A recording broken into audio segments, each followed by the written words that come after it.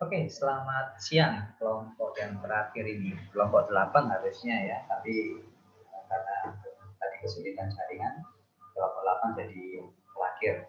Baik, waktu selanjutnya Pak Nugroho silakan kepada kelompok 8 kepada Zakaria untuk memulai mengenalkan kelompoknya, kemudian akan presentasi tentang apa dan anggotanya. Silakan Zakaria.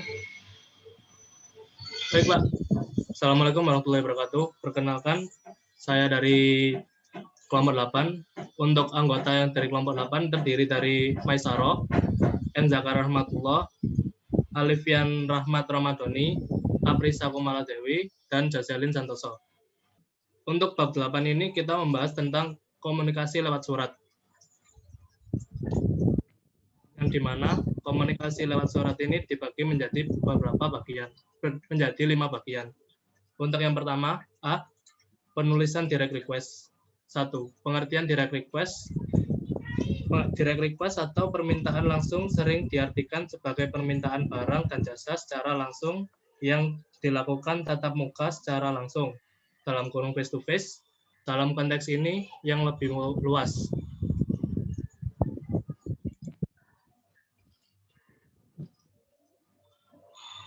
Direct request dapat diartikan sebagai salah satu kegiatan yang dilakukan oleh seseorang atau organisasi kepada pihak lain untuk meminta berbagai informasi yang penting.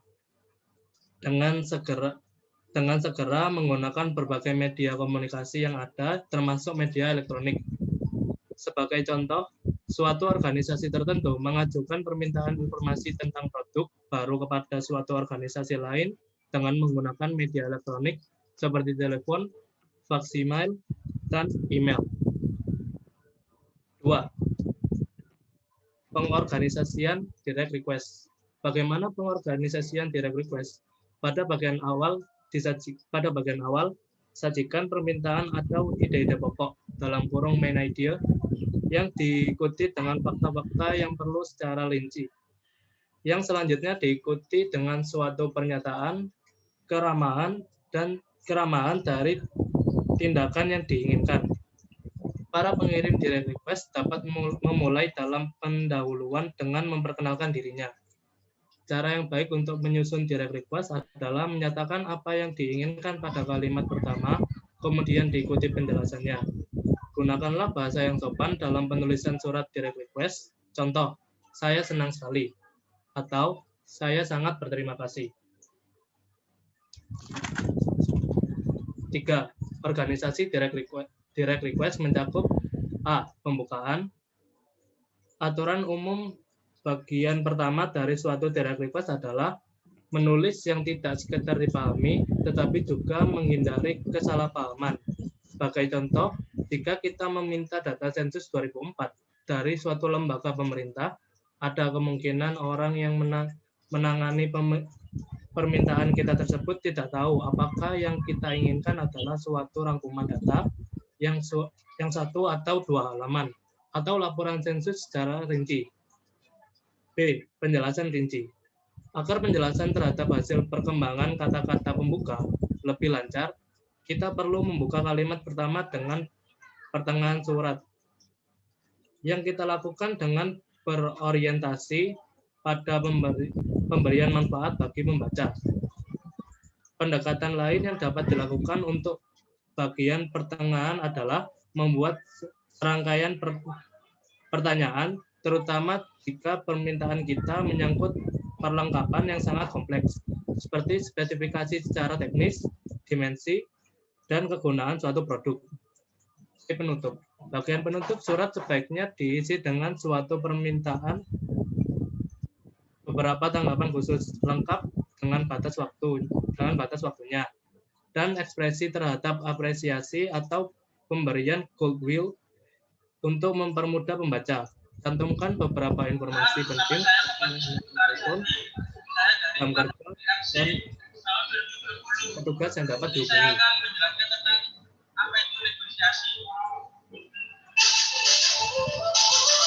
Negosiasi adalah satu kegiatan penting tawar-menawar antara negosiator dari pihak untuk menemukan solusi dan dapat diterima Ya, silakan selanjutnya. Siapa? Saya, Pak. Ya, silakan langsung aja.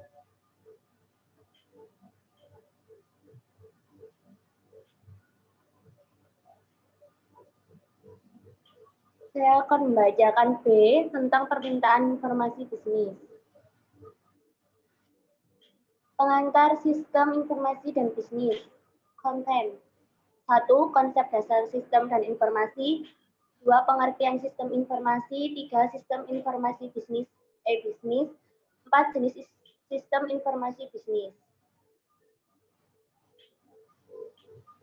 Konsep dasar sistem. Sistem, kumpulan dari elemen-elemen yang berinteraksi untuk mencapai suatu tujuan tertentu.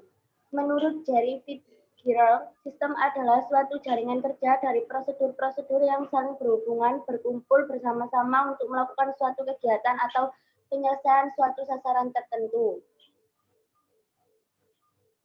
Karakteristik sistem atau elemen sistem. 1. Memiliki komponen suatu sistem terdiri dari sejumlah komponen yang saling berinteraksi, bekerja sama membentuk satu kesatuan. 2. Batas sistem. Batas suatu sistem menunjukkan ruang lingkup dari sistem tersebut. 3. Lingkungan luar sistem. Adalah apapun di luar batas dari sistem yang mempengaruhi operasi sistem. Penghubung sistem merupakan media penghubung antara satu subsistem dengan subsistem yang lainnya. 5. Masukan sistem merupakan sesuatu yang masuk ke dalam sistem. 6. Keluaran sistem merupakan hasil dari yang diolah oleh sistem. Pengolah sistem merupakan bagian yang proses masukkan untuk menjadi keluaran yang diinginkan.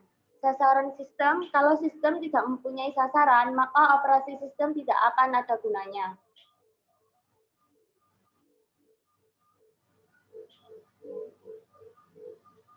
Karakteristik sistem dan elemen sistem. Seperti ini gambarnya. Konsep dasar informasi. Informasi adalah data yang telah diproses menjadi bentuk yang memiliki arti bagi penerima dan dapat berupa fakta, suatu nilai yang bermanfaat. Informasi.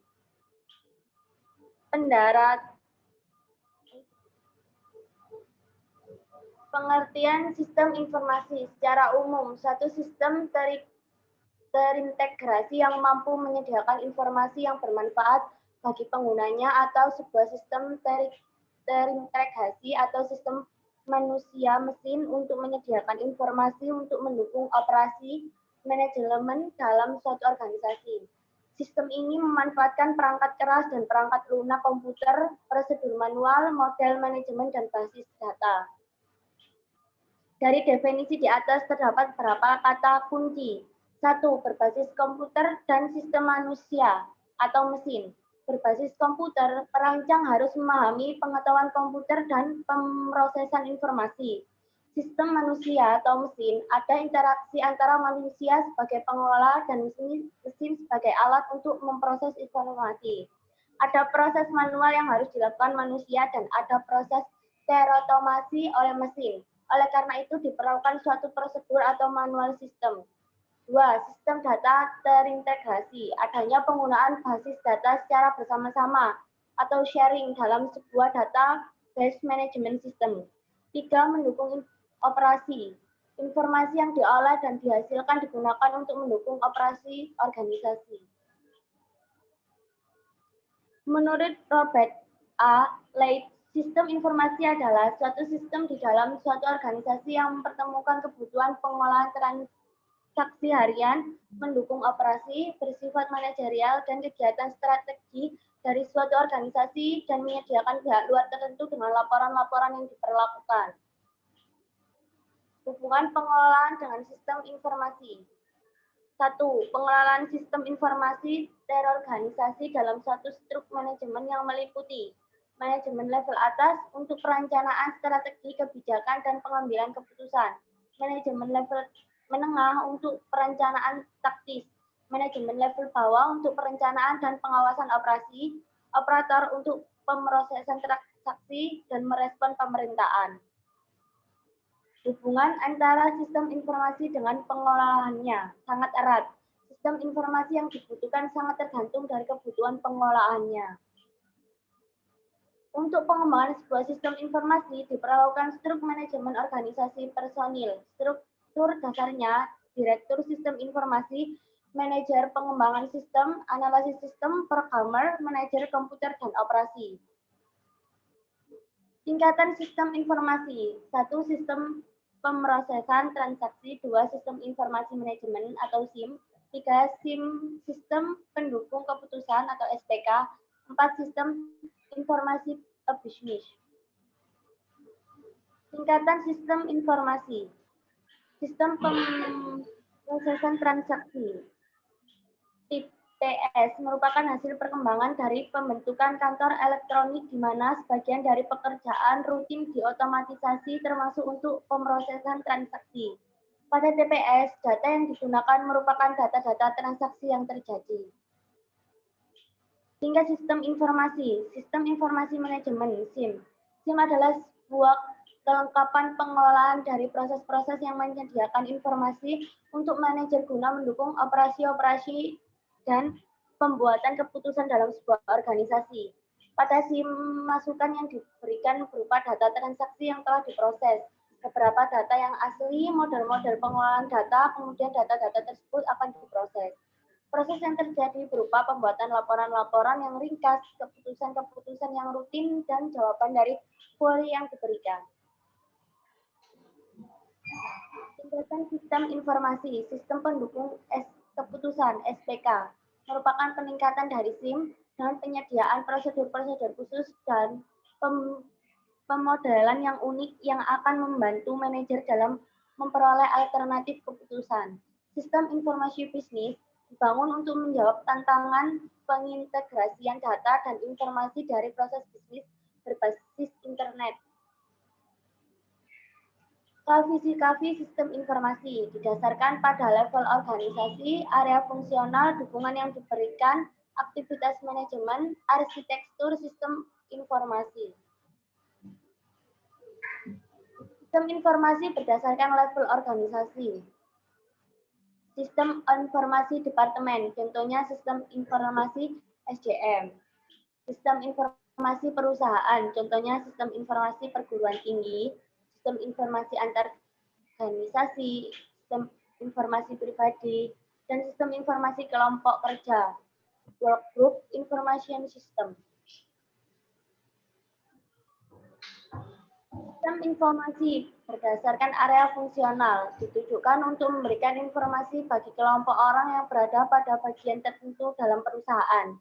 Sistem informasi akuntansi, Accounting Information System, SI, yang menyediakan informasi yang dipakai oleh fungsi akuntansi, departemen atau bagian keakuntansian. Sistem informasi keuangan, Finance Information System, SI, yang menyediakan informasi pada fungsi keuangan yang menyangkut keuangan perusahaan, misalnya cash flow dan informasi pembayaran. Sistem informasi manufacturing atau production informasi sistem, SI, yang mendukung manajemen perusahaan, perancang maupun pengendalian dalam menyelesaikan masalah yang berhubungan dengan produk atau jasa yang dihasilkan. Misalnya data bahan mentah, profesi vendor baru, jadwal produksi. Sistem informasi pemasaran, marketing information system. Informasi yang dipakai oleh fungsi pemasaran, misalnya jasa penjualan. Dan sistem informasi SDM, Human Resource Information System, SI, yang menyediakan informasi yang dipakai oleh fungsi personelia, misalnya informasi gaji, ringkasan pajak, tunjangan-tunjangan, kinerja pegawai. Sistem informasi berdasarkan dukungan yang tersedia. Sistem informasi berdasarkan aktivitas manajemen. Sistem informasi berdasarkan arsitektur sistem. Jenis-jenis informasi bisnis. 1. Sistem penjualan dan pemasaran. 2. Sistem manufaktur dan produksi. 3. Sistem keuangan dan akuntansi. 4. Sistem sumber daya manusia.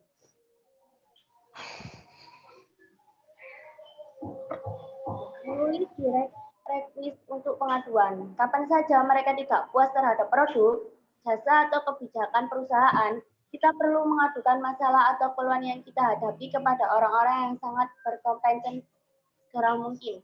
Surat Halo, pengaduan. halo, ini bagianku. Bagian aku yang C. Oh gitu, Ta. Ya, oke. Jadi materi yang C ini tentang menulis direct request untuk pengaduan. Jadi kapan aja kita merasa nggak puas terhadap suatu produk, jasa, atau kebijakan perusahaan, kita perlu yang namanya mengadukan masalah atau keluhan yang kita hadapi kepada orang-orang yang sangat berkompeten. Jadi surat pengaduan atau claim letter dan surat penyesuaian atau adjustment letter itu saling berkaitan dengan ketidakpuasan konsumen terhadap suatu produk atau jasa. Jadi ini ada contoh komplain yang bisa konsumen pilih. Yang pertama ada mengajukan pengembalian barang yang sudah dibeli atau refund. Yang kedua, mengajukan meminta pengiriman barang yang baru sesuai yang dipesan. Yang ketiga, mengajukan penggantian sebagian atau seluruh bagian yang rusak. Yang keempat, mengajukan perbaikan gratis. Kelima, mengajukan pengurangan harga karena produknya ada yang cacat atau rusak. Berikutnya, mengajukan pembatalan atas suatu pesanan produk. Lalu mengajukan pembatalan atas kesalahan penagihan produk. Lalu mengajukan koreksi atas kesalahan dalam nota pembayaran. Yang terakhir, mengajukan penjelasan atas perubahan kebijakan atau prosedur. Slide berikutnya, Pak. Jadi ini saya revisi ya. Ini yang materi D itu ada di slide berikutnya. Ini hanya salah penempatan judul saja, Pak. Gitu. Ini tetap materi yang sama kayak yang C tadi. Jadi dalam menulis surat pengaduan itu kita perlu memperhatikan ada 4 hal penting. Yakni yang pertama, kita wajib untuk menjelaskan masalah yang kita hadapi secara rinci. Kita perlu menguraikan dengan jelas dan rinci masalah atau keluhan yang kita rasakan, sehingga si pembaca dapat dengan mudah untuk memahami apa masalah sebenarnya. Yang kedua, kita wajib untuk melampirkan informasi pendukung seperti faktur pembelian.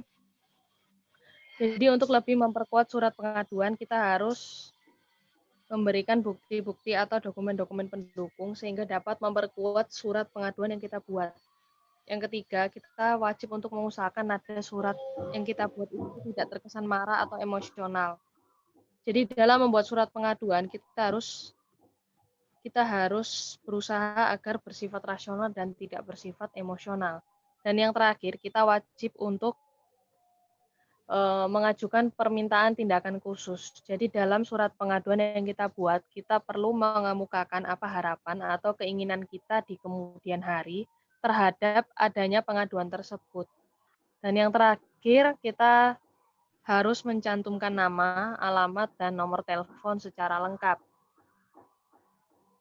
Sudah, Pak, slide berikutnya. Yang D.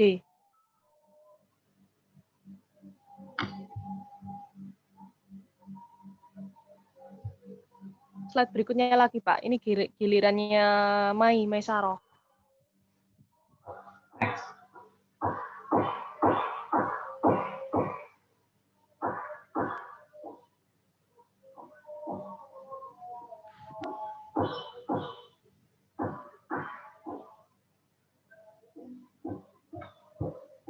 Mohon izin Yang untuk ini, remote Pak. control-nya.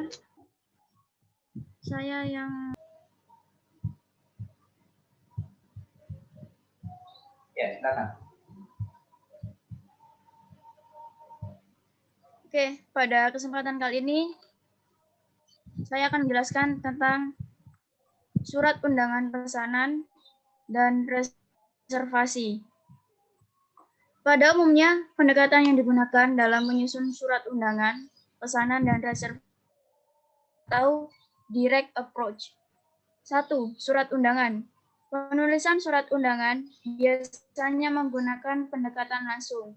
Dalam hal ini, pendekatan langsung mencakup 3 komponen, yaitu 1. Ide pokok atau main idea. 2. Penjelasan rinci atau explanation.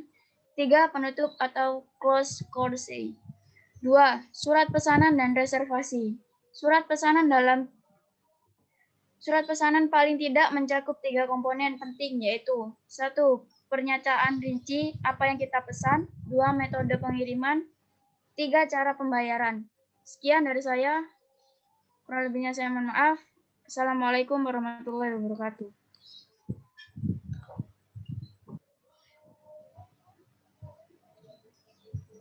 Oke, slide selanjutnya saya lempar ke Alifian, Pak. Ya, silakan. Maaf, saya bagian yang E, Pak.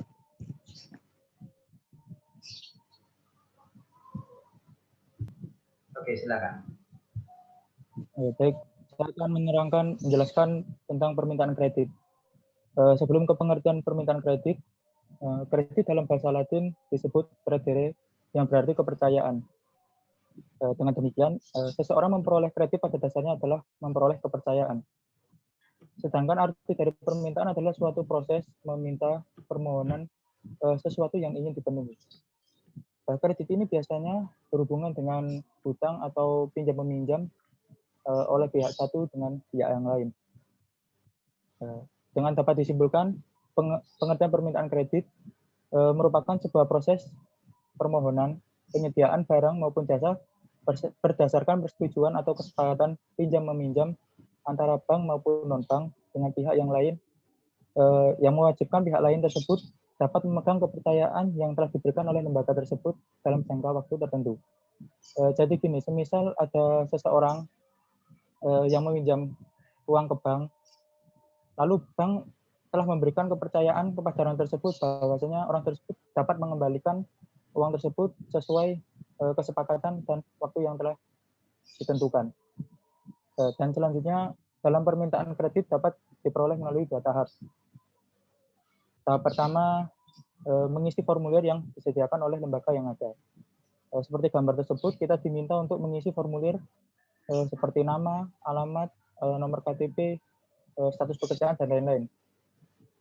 Yang kedua, mengirimkan atau melampirkan berbagai data pendukung. Seperti yang dilihat pada gambar, kita diminta untuk melengkapi syarat-syarat untuk melampirkan data-data tersebut. Selain 2 tahap ini, besar kecilnya kredit yang diminta juga harus didukung dengan berbagai dokumentasi penting. Kita diharuskan dapat melampirkan data-data penting untuk prospek bisnis kita ke depannya. Dengan hal ini kita dapat dapat mudah mendapatkan kepercayaan dari lembaga-lembaga tersebut. Jadi kesimpulan yang dapat saya berikan, permintaan kredit ini merupakan suatu alat komunikasi lewat surat yang dapat dijadikan sebagai komunikasi bisnis untuk memudahkan mendapatkan kepercayaan pinjam-meminjam terhadap suatu lembaga bank maupun non-bank dalam waktu tertentu untuk membantu jalannya suatu target bisnis yang kita inginkan. Sekian dari saya, terima kasih. Oke, terima kasih kelompok 8 sudah menyelesaikan presentasinya.